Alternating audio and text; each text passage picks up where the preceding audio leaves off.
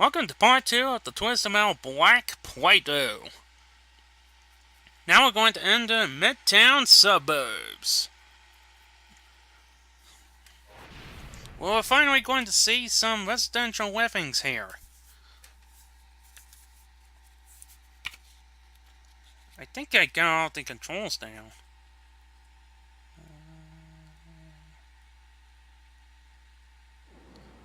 Oh wow, select button, you can change the view of the weapon at this point. By the way, I love this track.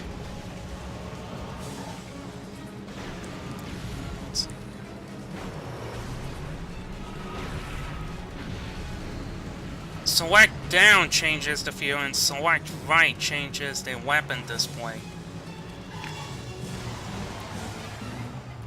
Outside of that, that's pretty much it. Now, the suburb area, it's going to have a lot of dead space in it. In other words, for the most part, that's going to be nothing but trees and dirt road. At least I think that's dirt road. There goes one of the houses, though.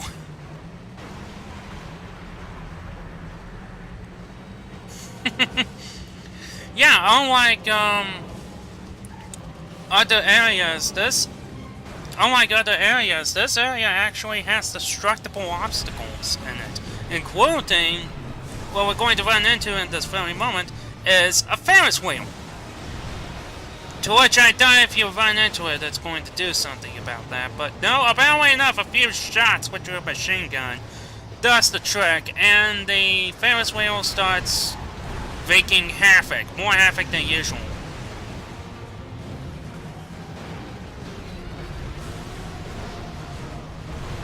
There is a secret character, I believe it is Warthog, that you can get in this place. There is a warehouse that you can get yourself into. Hello, sweet dude.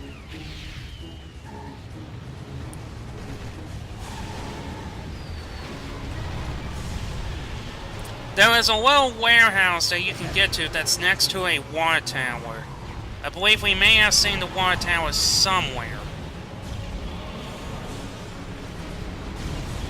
It's to the right of the water tower. What you're supposed to do is that you're supposed to jump off of a hill onto the roof of that warehouse, shoot down a what's supposed to be a ventilation shaft or something like that, which causes a hole inside the warehouse roof. By that point, you will find a familiar control panel, shoot that, and you get Warthog. This place also has a school which cannot be taken down by running into it or ramming into it. A good chunk of these buildings do not go down with one single hit.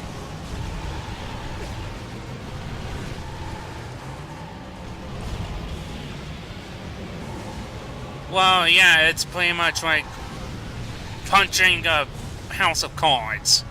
Pretty much. It's pretty much like knocking down a house of cards, really. You touch it, and then it just collapses on itself because gravity. It's not just an idea, it's the wall. In this case, there is no wall.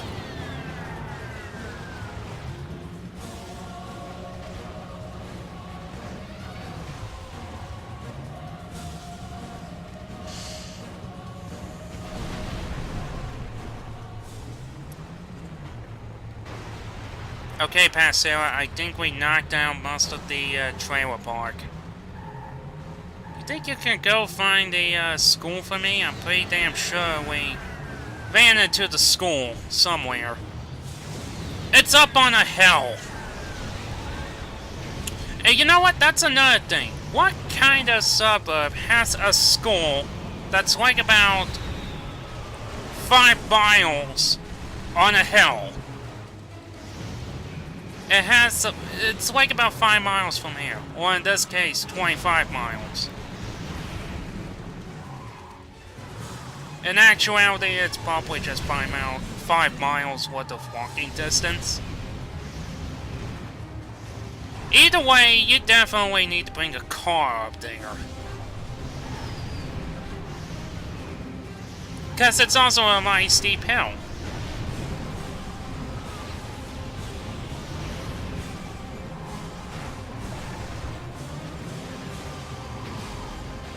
At least I think it's on a hill.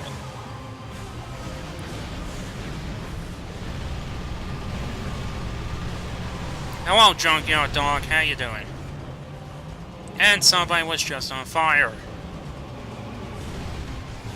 Oh. Actually, this was the first Twisted Metal game that introduces the helicopter gimmick. Helicopters occasionally fly by, dangling by the ropes some power-ups. You can destroy the helicopter if you want. They're just going to respawn. So they shouldn't really bug you.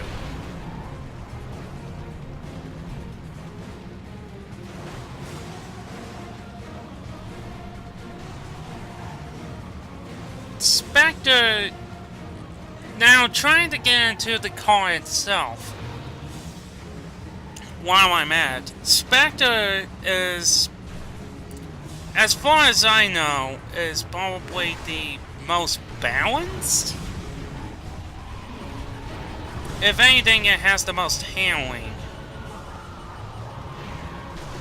At least I believe this is the case, because...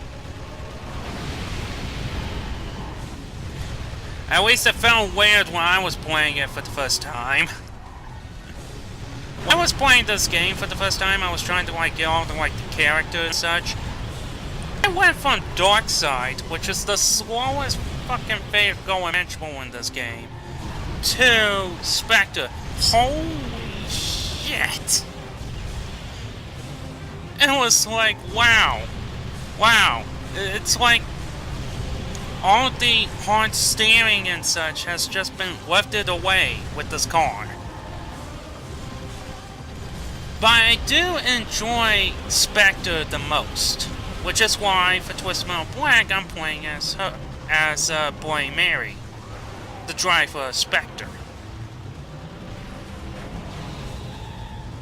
Which, by the way, apparently enough, the Asylum, the Blackfield Asylum, apparently enough has their own garage. Every single character in the beginning of each playthrough makes a breakout of the Asylum in the respective car.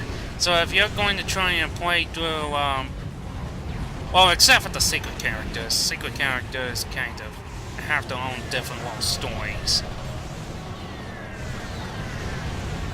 But the main characters outside of the secret characters, my god, suddenly got hectic.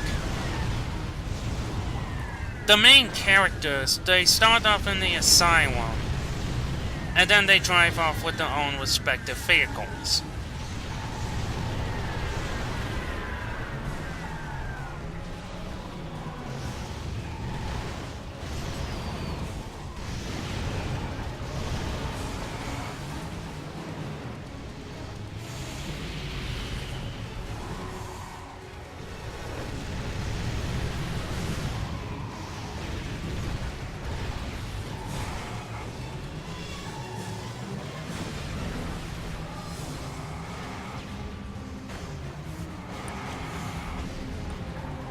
I wish I could see how many characters there are. Well, now I know, because we're now at the end of the part. Oh boy. So far this is turning out great.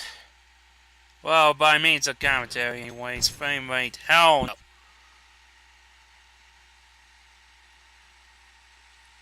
See you in part 3, ladies and gentlemen.